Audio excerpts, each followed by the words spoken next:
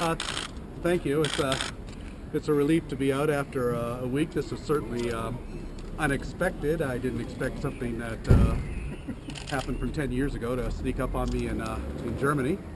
But this isn't really about me. It's about the fact that we're killing off all our sharks and our whales in our oceans.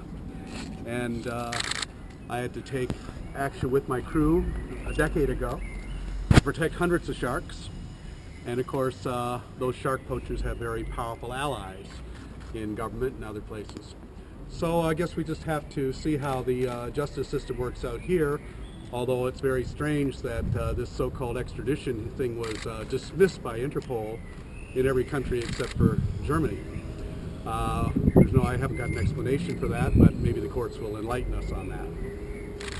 Otherwise, the support has been incredible all over the world, and I'm hoping that we can direct that support towards putting attention on the fact that our oceans are dying, that our sharks are being destroyed, our whales are being illegally killed, and that we have all the laws and the regulations we need to protect our oceans, but we don't have governments with the guts in order to enforce those regulations, which leaves it for people like ourselves to do the job that governments should be doing.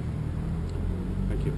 All right, Paul, what's happening now? Can you leave Germany? Is it all over? I gather I'm out under house arrest in Germany, so I can't leave Germany until there's some sort of a decision. Yeah, so we, and I may apologize upon this, we will not comment on the case itself, so because actually we have not yet access to all the files, so there will be no comment on the case itself, but all we can say is that the High Regional Court granted bail, which is the first step in the right direction. So with the High Regional Court in Frankfurt, it's very unusual that they grant bail in extradition cases, so we are grateful that this has happened, and it shows to us that there might be on the political level, that there might be on the judicial level a solution in this case possible. But neither Paul nor me will answer questions on the case itself. So this is can you give us a rough idea on the timeline? When will that be resolved? So under the extradition regime and under the law, Costa Rica has to show all the extradition papers within a time frame of 3 months after the arrest. So we are waiting now if something's come along from Costa Rica. If no papers will come along in the extradition case, the case will be over after 3 months. So at this stage it's only waiting, and we are just expecting on the political level probably some solutions, and maybe this will take or will come along very soon. We have a president's visit on Wednesday by Costa Rica's president. So this is what Paul was going to say to you, and we'll give a statement on that. So we will see what happens on Wednesday. Yeah, we'll go to Berlin on Wednesday, and I believe that there's going to be demonstrations around the world against Costa Rica on this. So we'll see what happens. I'm also going to be having a press conference in Cannes on Wednesday, although I won't be there. I'll be here, but we'll be doing it by short circuit TV, I guess. So there's it's an ongoing thing, but I want to stress one thing, that this doesn't impact our campaigns to protect whales in Antarctica. It doesn't impact our campaigns to protect sharks. My ships will continue to do what they do. My crew will be there, and whether I'm there or not. So this isn't going to stop our activities to protect our oceans. So who is to blame for your arrest? Is it Germany? Is it the German authorities, or is it Japan?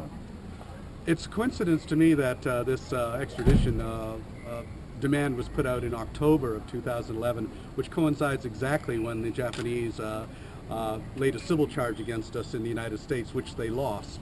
But it all seems like, for instance, Japan took $35 million from the earthquake tsunami relief fund to be used against us. And I don't think that when people donated that money that they thought that that was what it was going to be used for. But they've been using it to do PR and illegal challenges against our activities, against their illegal operations. Do you think there's a connection between the visit of the President of Costa Rica and your arrest last week? No, I think that's probably coincidental. I just happened to be coming here. I certainly wasn't aware that they certainly weren't aware I was coming here, so I think that's coincidental. How do you feel after the last week? I mean, I imagine it wasn't the worst thing you ever experienced. What can I say about German prisons? They're boring. Very boring. Certainly nobody mistreated me or anything, but I just find that it's.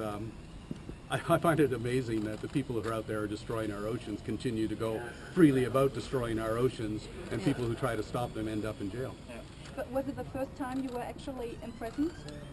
No, I've been arrested many times in the past. I've not been convicted. But, when you're trying to do what we do, you're going to find yourself in trouble with the powers that be. There's a lot of vested interests in protecting, those industries which are profiting from destroying our oceans. Yeah. Any other questions you would like to raise? You traveled through Europe so much, and I guess you were really surprised when being arrested here in Germany. I've actually been back and forth to Europe many times since this extradition demand was put out by Costa Rica, but Interpol had dismissed it. I wasn't even aware of that. Apparently Germany is the only country where they don't really take regard about Interpol dismissing it or not. So I don't really understand what the particular laws are here, but it seems that this was the wrong place to come.